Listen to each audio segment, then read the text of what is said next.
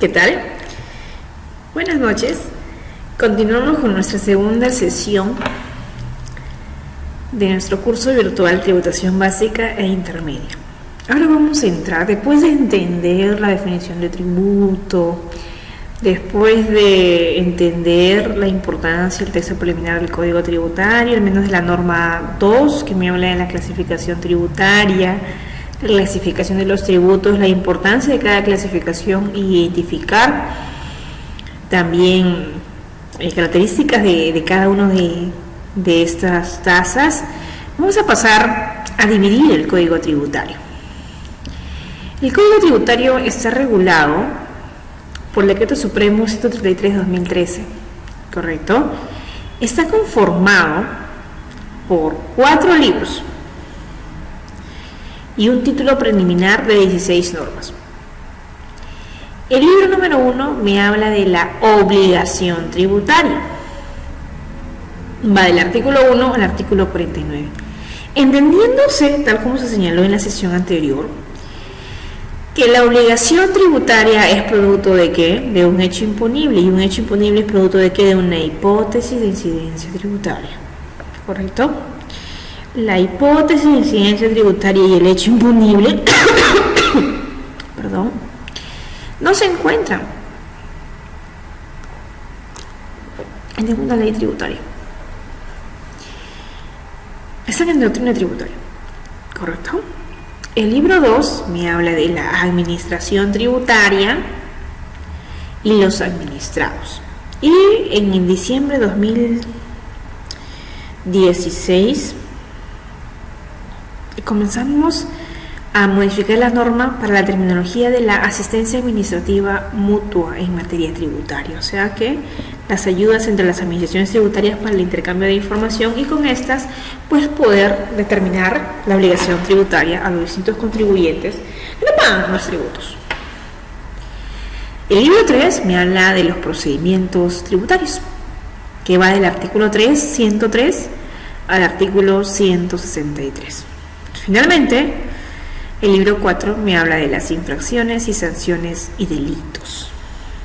Básicamente los delitos me habla del tema procedimental, porque recuerda que el ámbito penal ya corresponde a la demanda contencioso administrativo, que tiene que ver con el Código Penal, ¿bien?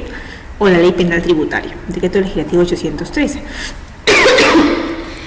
Ese libro 4 va desde el artículo 164, que me dice que es una infracción tributaria, ¿correcto?, al 194 como artículo, y ahí muere el Código Tributario. Ahora, el libro 4 se caracteriza por tener 3 tablas para poder determinar las infracciones y sanciones a aplicar. La tabla 1 va a corresponder a la renta, infracciones y sanciones de tercera categoría correspondientes al régimen general y al régimen MIPE tributario. La tabla 2 corresponde a las infracciones de las personas naturales, de rentas de cuarta categoría y también del régimen especial del impuesto a la renta y otros no incluidas en la tabla 1. Y también recuerda que la tabla 1 corresponde a la infracción de tercera categoría correspondiente al régimen general y régimen MIPEA. En cambio, la tabla 2 me habla de las infracciones de las rentas de cuarta categoría y el régimen especial del impuesto a la renta, ¿correcto? Y la tabla 3 me habla de las personas del RUS, que están acogidas al RUS, personas y entidades que están en el régimen único simplificado. Ahora, si bien es cierto, las tablas tienen que ver con qué, señores. Está categorizada con los regímenes tributarios. Y los regímenes tributarios corresponden a las rentas empresariales, ¿correcto? Muy bien. La norma 1 del texto preliminar del Código Tributario. El presente Código Tributario establece los principios generales, institucionales, procedimientos y normas, principios generales, instituciones, como por ejemplo me va a definir quién es la administración tributaria, quién es el tribunal fiscal, facultades de los mismos. Procedimientos, el artículo 112 del Código Tributario me habla de que existen 4 procedimientos tributarios y las normas de ordenamiento jurídico tributario. La norma 2, como te expliqué, te habla del ámbito de aplicación. En términos genéricos, el tributo comprende impuestos cuyo cumplimiento no origina una contraprestación directa en favor del contribuyente por parte del Estado, contribución es el tributo cuya obligación tiene como hecho generador los beneficios derivados de realización de obras públicas y actividades estatales. Y la tasa es el tributo cuya obligación tiene como hecho generador la prestación efectiva por el Estado de un servicio público individualizado en el contribuyente. ¿Y las tasas se dividen en qué? En arbitrios, derechos y licencias. Y las licencias y los arbitrios se dividen en subtasas, como por ejemplo limpieza pública, parques y jardines y cenazgo. Ahora, es importante también la norma 3 del Código Tributario, en este caso, bien, estamos en la norma 3, ¿por qué? Por las fuentes del derecho tributario. Ya vamos a llegar ahí. Cuando yo hablo de la norma 2, ámbito de aplicación, también te indica, dice acá, el presente código también es de aplicación para las actuaciones y procedimientos que debe llevar a cabo la administración tributaria o que deba cumplir los administrados conforme a la normativa sobre asistencia administrativa mutua en materia tributaria, la cual incluye sus recomendaciones y estándares internacionales. Para dicho efecto se entiende por asistencia administrativa mutua en materia tributaria aquí establecida en los convenios internacionales. Este último párrafo, ¿correcto?, fue incorporado en diciembre de 2016 cuando entró cuando entró PPK al gobierno. Cada que hay un cambio de gobierno, señores, se mueve la parte tributaria con el decreto legislativo 1315. Se pone en aplicación la asistencia administrativa mutua en materia tributaria, ¿correcto?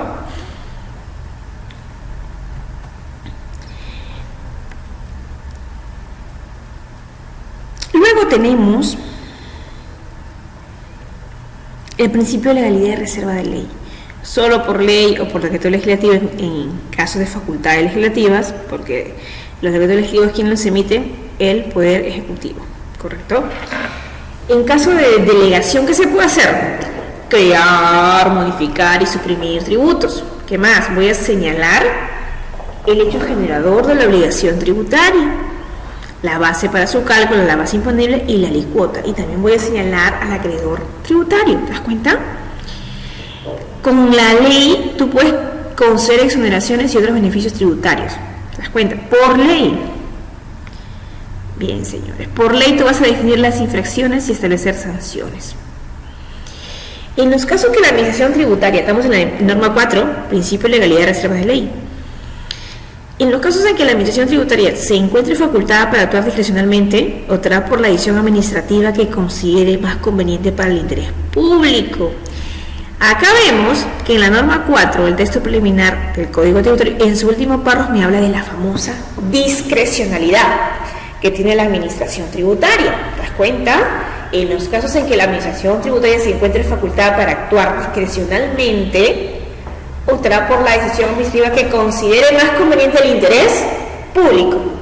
Partiendo de ahí, estamos hablando de la discrecionalidad. En la norma 5 me habla de la ley de presupuestos y créditos suplementarios. ¿Qué pasa con esta ley? Que cuando el Poder Ejecutivo comienza a elaborar el presupuesto, los créditos suplementarios no podrán contener normas sobre materia tributaria. No es que me falta presupuesto, plata para cubrir presupuesto, así que voy a crear tributos. No puede darse ese caso. Porque no podrán contener normas tributarias sobre materia tributaria cuando hablamos del presupuesto.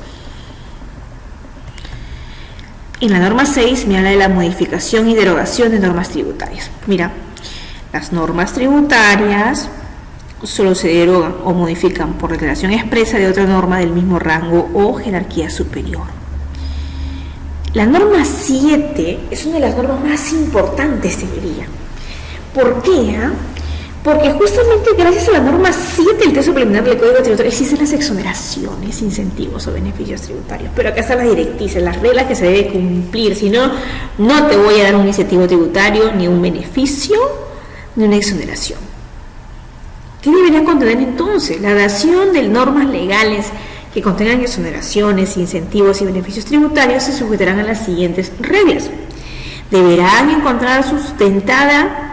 encontrarse esta exoneración sustentada en una exposición de motivos que contenga el objetivo y alcance de la propuesta.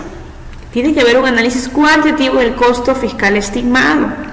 El beneficio económico sustentado por este medio, por esta nueva exoneración que se está aplicando.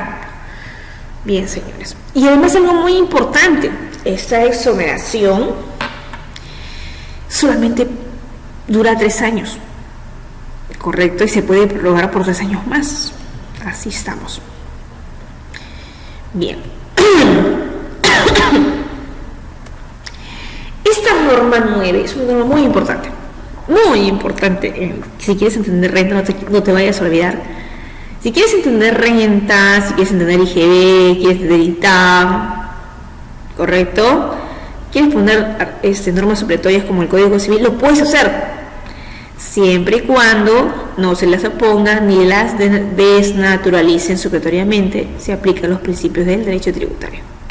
En lo no previsto por este código, dice la norma 9, el texto original del Código Tributario, o en otras normas tributarias podrán aplicarse las normas distintas a las tributarias, ¿ya?, siempre que no se las opongan ni las desnaturalicen. Ahí está, parte de ahí. Bien, y ahí por eso, esa norma nos da permiso para utilizarlas, por ejemplo, las normas internacionales de información financiera, ¿correcto? Muy bien. La norma 10 también es muy importante respecto a la vigencia de las normas tributarias.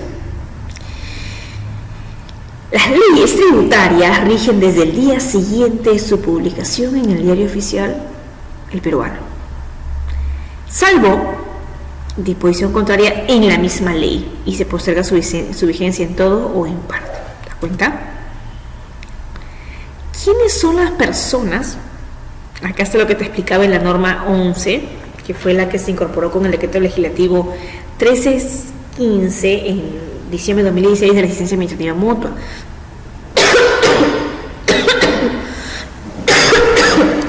Personas, estamos hablando de la norma 11. Personas sometidas al Código Tributario y demás normas tributarias. ¿Quiénes son las que están sometidos al Código Tributario? Las personas naturales o jurídicas. Se entiende que es una persona natural y que es una persona jurídica, ¿verdad? Las sociedades conyugales, las asociaciones sin divisas u otros entes colectivos nacionales o extranjeros domiciliados en Perú están sometidos al cumplimiento de las obligaciones establecidas en el Código de Leyes Reglamentarias. ¿Ya? Recuerda que las personas naturales se dividen en dos: personas naturales con negocio y personas naturales sin negocio. Las personas naturales con negocio y las personas jurídicas, correcto, corresponden a las rentas empresariales. Y las personas jurídicas se dividen en dos tramos: las personas jurídicas bajo el derecho mercantil y bajo el derecho societario. Cuando me lo hago bajo el derecho mercantil, estoy en las famosas EIRL. ¿Bien? Ahora, vamos a ver qué me indica acá. También están sometidas al Código Tributario y demás normas tributarias ¿quiénes? Las personas naturales o jurídicas, sociedades conyugales, asociaciones sin divisas u otros entes colectivos nacionales o extranjeros no domiciliados en el Perú sobre patrimonio, rentas, actos o contratos que estén sujetos a tributación en el país. Para este efecto deberán constituir un domicilio en el país o nombrar un representante con domicilio acá en el país. Igualmente, se apliquen las disposiciones de este código y demás normas tributarias a los sujetos comprendidos o no en los párrafos anteriores cuando la administración tributaria, o sea, ya está sometido acá, cuando la administración tributaria deba prestar asistencia administrativa mutua en materia tributaria a la autoridad competente. Para tal efecto, cuando en el presente código se haga referencia a la autoridad competente, se entenderá aquella del otro estado con el que el Perú tiene un convenio internacional que incluya la asistencia administrativa mutua en materia tributaria. O sea, que tú tienes que regir también a lo que te indica. Si la administración tributaria, SUNAT, tiene un requerimiento de asistencia administrativa mutua, correcto, tú tienes que entregar la información que te solicita, correcto. De lo contrario, la información se va a cruzar, correcto, y vas a tener contingencias porque existe la asistencia administrativa mutua en materia tributaria.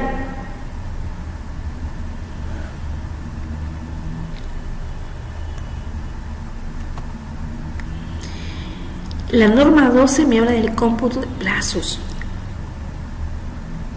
Para efecto de los plazos establecidos en las normas tributarias deberá considerarse lo siguiente. ¿Por qué te digo cómputo de plazos? Por ejemplo, En tributación utilizamos los días hábiles, no utilizamos los días calendarios, ¿correcto? Entonces, ¿qué digo que son días hábiles? Estoy descontando los sábados, domingos y feriados. Muy bien. Ya hemos hablado de la aplicación supletoria del derecho, muy importante. La UIT, que se va cambiando cada año, es en la norma 15, es una unidad de valor, es un valor referencial que puede ser utilizada en las normas tributarias para determinar las bases imponibles, deducciones, límites, ¿qué más? Infracciones, ¿cierto? La norma 16, muy coyuntural, ya sea vigente por si acaso con el Decreto Supremo 145/2019, acá nomás, el 6 de mayo se publicó la calificación de elusión de normas tributarias y la simulación, donde estaba, ¿te acuerdas que estaba suspendido el primer y quinto párrafo de esa norma 16? Bien, acá pues con este decreto 1121 se suspende la facultad de la Superintendencia Nacional de Aduana y Administración Tributaria para aplicar la norma 16 del tributo preliminar del Código Tributario, con excepción de lo dispuesto en su primer y último párrafo, los actos hechos, situaciones producidos con anterioridad a la entrada en vigencia. O sea, ¿qué quiere decir? Que en este caso la Administración Tributaria, ¿qué va a pasar? Van a aplicar en este caso lo que se suspende, no se aplicó, pues no se aplicaba.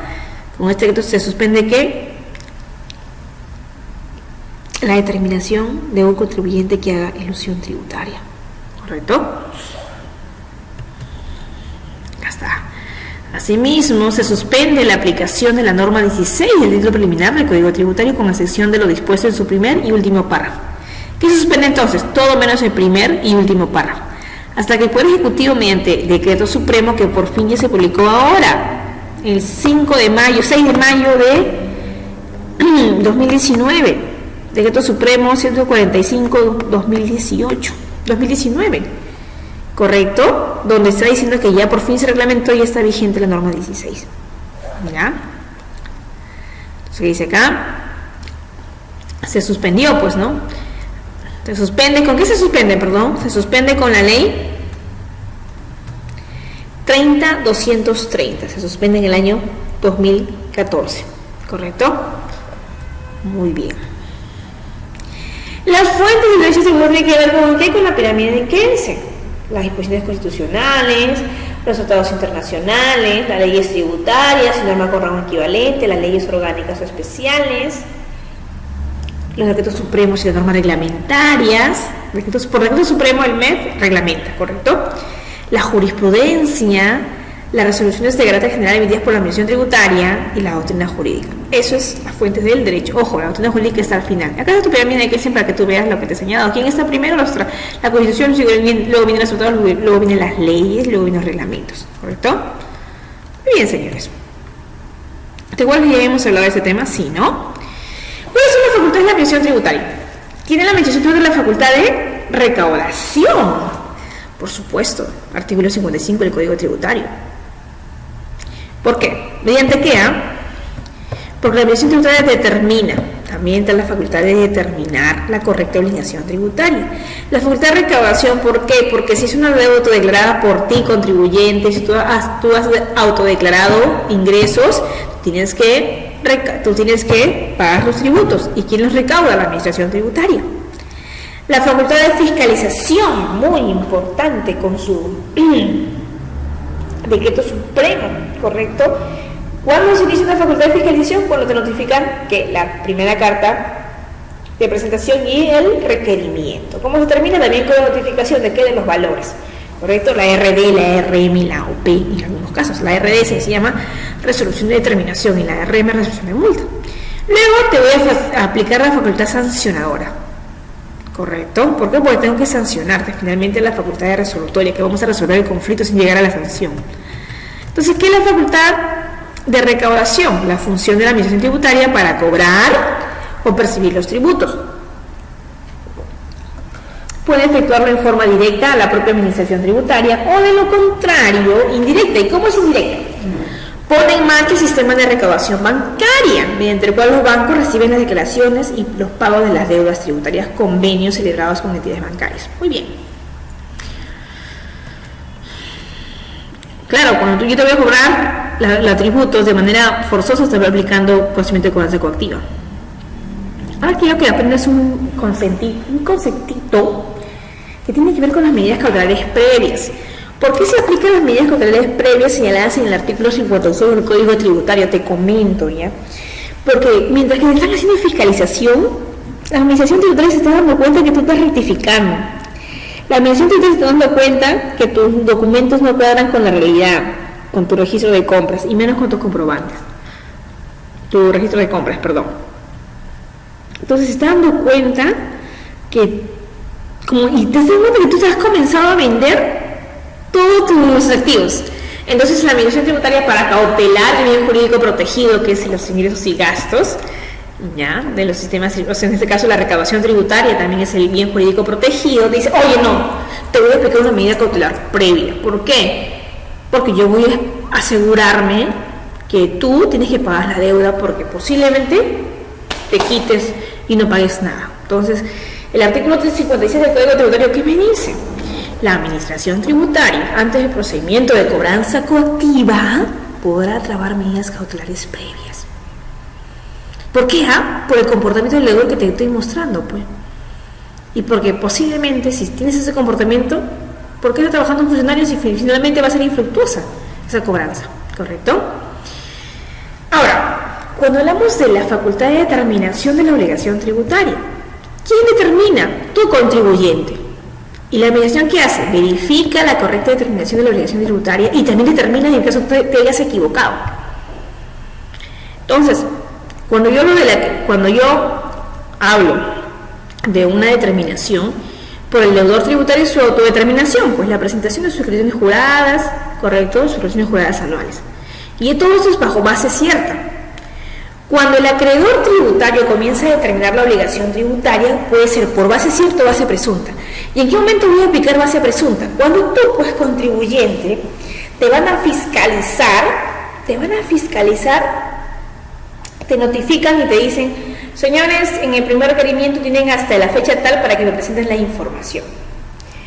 Llegó esa fecha y tú no has presentado la información. Llegó la segunda fecha para notificarte ya bajo control de la deuda, por ejemplo, y tú tampoco haces caso omiso. Entonces, finalmente, la administración tributaria, como estamos en una fiscalización, puede aplicar base presunta. ¿Qué dice base presunta? Que va a utilizar una empresa que tenga tus mismas características para poder aplicarte la ley del impuesto a la renta, o sea, tu tributo por impuesto a la renta. Eso es. Ahora, como le decía, ¿quién determina la obligación tributaria? El propio contribuyente en primera instancia, o sea, el deudor tributario. Y en segunda instancia, la administración tributaria. Entonces, inicio y determinación de la obligación tributaria por el deudor tributario. ¿Por qué? Porque se produce hecho generador de la obligación tributaria, es una declaración, un acto. En cambio, la administración tributaria va a poder aplicar su facultad de determinación cuando hay una denuncia o una iniciativa. Ahora, ¿cómo se determina la obligación tributaria? Mira, la obligación tributaria se determina bajo base cierta y bajo base presunta. Ya te expliqué cuál es la base presunta, ¿no? Cuando, pues, le notifica el contribuyente de primer y segundo requerimiento, no hace caso, finalmente vamos a aplicar base presunta, pues. Hechos y circunstancias que por relación normal con el hecho generador permite establecer la existencia y cuantía de la obligación. Por circunstancias. En cambio, la base cierta toma en cuenta elementos existentes, o sea, tus propios nivel de ingresos y salida tanto ingresos y salida de dinero que has tenido en un año. ¿Por qué? Porque si todo está ok, te van a fiscalizar bajo base cierta. Va a tomar en cuenta sus elementos existentes que permitan conocer en forma directa el hecho generador de la obligación tributaria y la cuantía del mismo. Ahí está. Mira. Para yo aplicar una presunción, señores, para determinar la obligación tributaria bajo base presunta, yo te voy a contar algo. No es que a la administración tributaria se le da gana de aplicar base presunta, hay un procedimiento. Primero tengo que encontrar el supuesto para aplicar la determinación sobre base presunta. Ese supuesto se encuentra en el artículo 64. Una vez obtenido ese supuesto, yo me voy a ir a averiguar, ¿no?, de toda la relación del artículo 64 qué está aplicando y voy a aplicar las presunciones aplicables. Una vez que determine el supuesto para aplicar base presunta, ¿correcto?, comienzo a buscar en el artículo 65 del Código Tributario cuáles son las presiones aplicables a la falta que ha cometido el contribuyente. ¿Correcto? Por ejemplo, como te decía, las causales del artículo 64, acá están las causales. Por ejemplo, una causal muy común es ser omiso en la presentación de declaración jurada anual del impuesto a la renta. No hay declaraciones juradas, declaración jurada dudosa, no exhibe los libros, registros y documentos dentro del plazo, negativa de exhibir los libros y registros, ocultar bienes y o rentas, deudor no ha habido, peor el no ha habido, ¿qué buscamos con no habido? No tenemos nada. No hay libros y registros contables, no otorgar comprobantes de pago, ¿ya? Omisiones a diferencia en libros, deudor no inscrito, transporte terrestre sin manifiesto de pasajeros, normas tributarias, las normas tributarias lo establezcan de manera expresa, correcto, ya sea evasión, elusión, ya, transporte y remisión sin comprobante de pago. Esas son las causales del artículo 64 para aplicar una fiscalización sobre base presunta. Una vez que yo tengo determinado, me voy a explicar, oye, ¿qué presunción ha cometido este señor, este contribuyente bajo el artículo 65? Y ya está. ¿Correcto? Muy bien. La facultad de fiscalización, en cambio, ¿qué vamos a hacer? Bueno, esa es la facultad de fiscalización, se te va a volver a determinar la obligación tributaria si la has hecho mal. Esta función incluye la inspección, investigación y el control. Voy a inspeccionar, voy a investigar si es que está acorde la información es fehaciente y voy a controlar el cumplimiento. ¿Por qué? ¿Cómo controlo? Cuando te notifico los valores. Se ejerce de forma discrecional, que habíamos hablado, ¿te acuerdas? En la norma 4, que estaba en su último párrafo, tenía que hacerse en beneficio de la sociedad, ¿te acuerdas? Y además, la facultad de fiscalización también va a estar incluso los sujetos que gozan de inafectación y exoneración o beneficios tributarios. No te preocupes que si no sabes qué es inafectación y exoneración, lo vamos a ver en la siguiente sesión.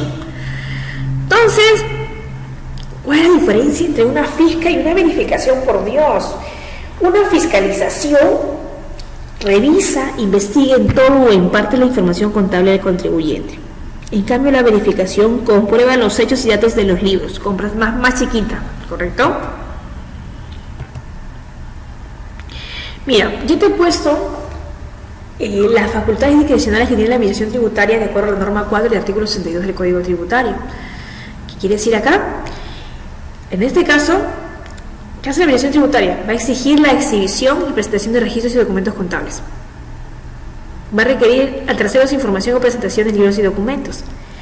Va a solicitar, si estamos en delito, la comparecencia del deudor y de sus terceros. Ojo. Va a efectuar toma de inventarios. Va a inmovilizar y encontrar libros, archivos y documentos que no le van a servir a su investigación. Va a requerir el esfuerzo y el auxilio de fuerzas políticas.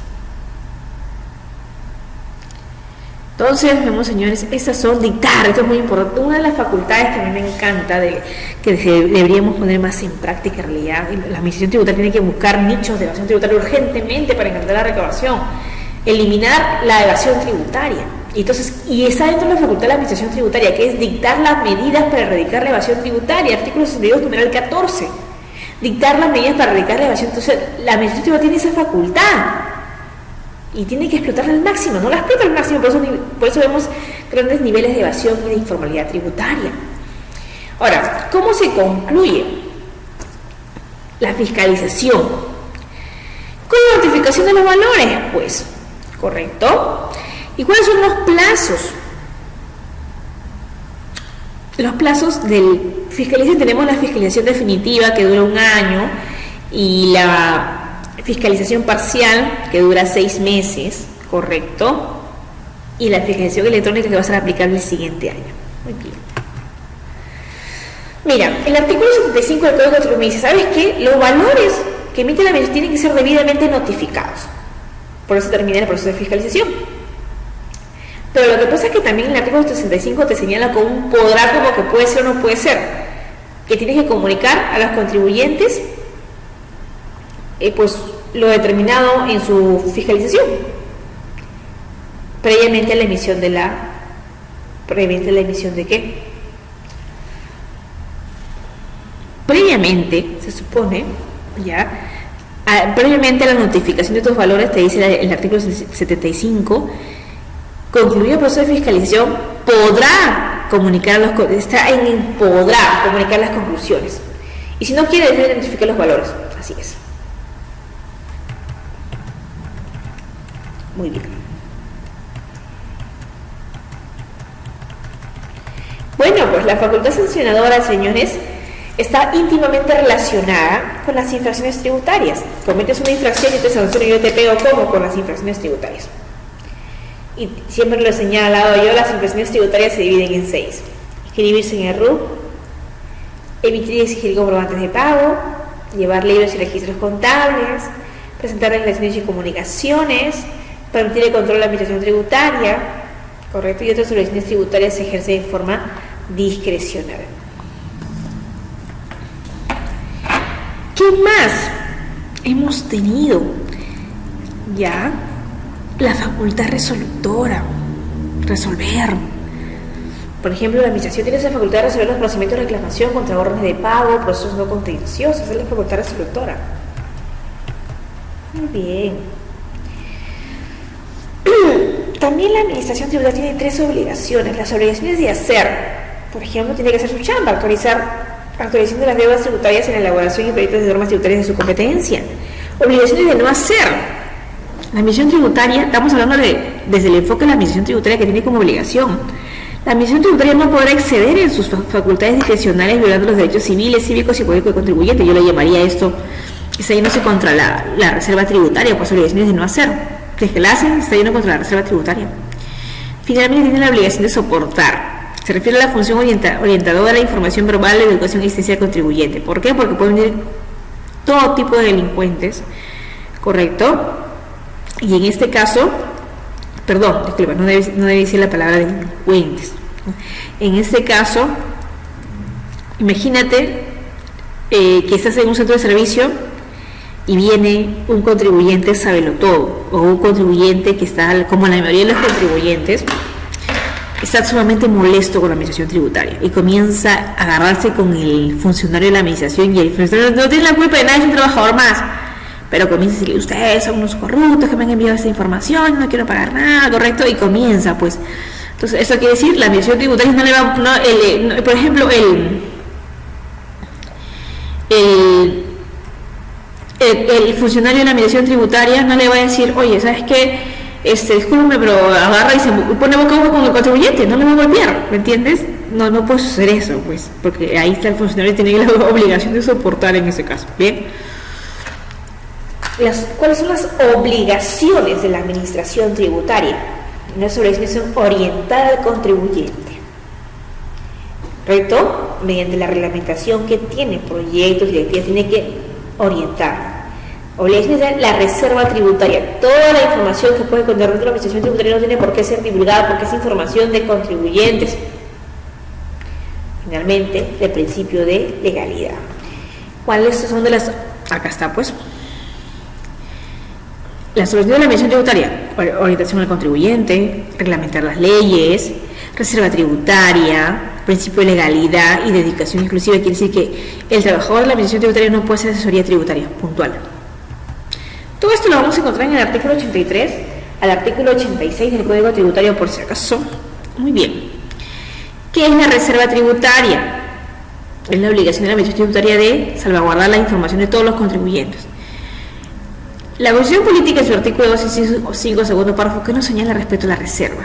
El secreto bancario y la reserva tributaria pueden levantarse a pedidos, y esas se pueden levantar, esta reserva tributaria y el secreto bancario, a pedido del juez, del fiscal de la Nación o de una comisión investigadora del Congreso con arreglo a ley, y siempre que se refiere al caso investigado. Cualquiera no puede, en este caso,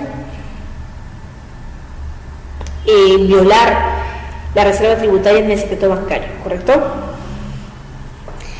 Entonces, el artículo 85 del Código Tributario me habla de la reserva tributaria. Tendrá carácter de información reservada y únicamente podrá ser utilizada por la administración tributaria para sus fines propios los siguientes datos: la cuantía, la fuente de las rentas, los gastos que se deducen, la base imponible y cualquier otro relacionado, porque esa información privilegiada de un contribuyente no se puede divulgar, esa reserva tributaria. Muy bien. ¿Y cuál es mi obligación como contribuyente ante la administración tributaria? ¿Dónde está tu obligación? En el artículo 87 del Código Tributario. Tú tienes que facilitar las labores de fiscalización y determinación que realice la administración tributaria. tienes que cumplir con la declaración tributaria. Tienes que cumplir con las obligaciones tributarias, en este caso, de las personas jurídicas. Tienes que inscribirte ante la administración tributaria con tu RUC. Tienes que otorgar comprobantes de pago. ¿Dónde están tus obligaciones? En el artículo 86 del Código Tributario. Tienes que llevar y conservar tus registros y libros contables. Tienes que permitir el control de la administración tributaria. Porque si no, multa para ti. Artículo 177 del Código Tributario numeral 1. Tienes que otorgar toda la información requerida y guardar la reserva de información a terceros. Muy bien. Entonces, ¿cuáles son nuestras obligaciones, señores? Que están en el artículo 87, 86 del Código, ambos, del Código Tributario. No, perdón, en el 86 están las obligaciones de la administración tributaria. En el 87 están tus obligaciones como contribuyente. Inscribirte ante la administración tributaria. Emitir tu comprobante de pago, llevar y conservar tus libros y registros contables, permitir el control de la administración tributaria que te fiscalice cuando quiere. Tienes que portarte bien. Otorgar información requerida que te solicite la administración tributaria. Guardar reserva de la información de terceros. Requerir comparecencia, te va a pedir pues presentar tus declaraciones juradas anuales y otras obligaciones que se pueden dar. Bien. ¿Y cuáles son nuestros derechos? Nuestros derechos se encuentran en el artículo 92 del Código Tributario. ¿Cuáles son mis derechos? Tengo que recibir una atención eficiente y respetuosa al contribuyente. Tienen que tratar muy bien, con respeto. Tengo derecho a impugnar los procedimientos tributarios que no estoy de acuerdo. No estoy de acuerdo con ese valor que me notificó la administración tributaria. No estoy de acuerdo, reclama. Mi derecho es solicitar la prescripción tributaria. ¿Y cuánto lo puedo solicitar? Cuando no ha habido ninguna notificación de parte de la administración tributaria de acuerdo a lo que dice el artículo 43. Tengo que formular mis consultas y que sean absueltas. ¿Dónde están? ¿Dónde aparecen las consultas? En los informes de la administración tributaria, pues. ¿Correcto? Tengo que sustituir y rectificar la declaración jurada. Y también mi derecho es, el fraccionamiento es un derecho, porque son mis facilidades de pago, pues. También el estado, de conocimiento del estado de procedimientos iniciados y en trámite. ¿Qué quiere decir? Que tú tienes tu deber de llamar a la administración tributaria y decir, señora de SUNAT, ¿cómo está mi expediente tal? ¿Cuál ha sido el avance? ¿Correcto? Finalmente, tú tienes que guardar confidencialidad de la información que otorga la administración tributaria y también es tu derecho la devolución del pago indebidamente en exceso. ¿Correcto? Ahora, cuando hablamos de la prescripción tributaria, que tu derecho es solicitar la prescripción, recuerda, con eso te quiero decir que la prescripción no extingue la obligación tributaria. Ojo, y si la prescripción no extingue la obligación tributaria, yo quiero que te recurras, si te acuerdas, al artículo 27 del Código Tributario. Extinción de la obligación tributaria. La obligación tributaria se extingue por los siguientes pagos, por los siguientes medios. Primero, yo extingo la obligación porque lo pago. La compenso, la condono, la consolido, o por resolución administrativa que diga la administración tributaria. Pero en ningún momento que tú ves en los 5 acápites acá en el artículo 27, en ninguno de ellos se dice que la prescripción extingue la obligación tributaria. La prescripción no la extingue, ¿correcto? Por eso que tú la tienes que solicitar, de acuerdo al artículo 47 del Código Tributario. Y para ello, yo te he puesto un link donde tú puedes ver el tema de prescripción tributaria, que es nuestra sesión 3, que ahora vamos a trabajar. En la sesión 3 vamos a ver todo lo que es prescripción en materia tributaria. Bien, señores, hasta acá hemos terminado nuestra segunda sesión, que yo quería que tú conozcas en términos generales en qué consiste. ¿Correcto? El Código Tributario de manera general. ¿Ya? Luego vamos a ver el tema de la prescripción tributaria y los procedimientos contenciosos y no contenciosos en la sesión 3. En la sesión 3 todo lo que es prescripción, y en la sesión 4 seguimos todavía en el Código Tributario, ¿correcto? En los procedimientos tributarios. Bien, vamos a ir a este link donde yo te agradecería que lo vayas revisando tu material, ¿correcto? Para la siguiente sesión tú ya vengas ya leído, con conocimientos previos, y sea más fácil de que tú entiendas. ¿Correcto? Señores, este curso de Código Tributario, y prácticamente eso es lo que yo he querido poner, en este caso estructurar mi sílabus, lo he hecho pues para que tú entiendas que la base esencial es conocer el Código Tributario. Y luego de ahí, del código tributario, yo puedo partir a otros tributos, al ámbito de aplicación de estos tributos, ¿correcto? Bien, señores, entonces nos estamos viendo en la sesión número 3. Tengan ustedes muchas gracias.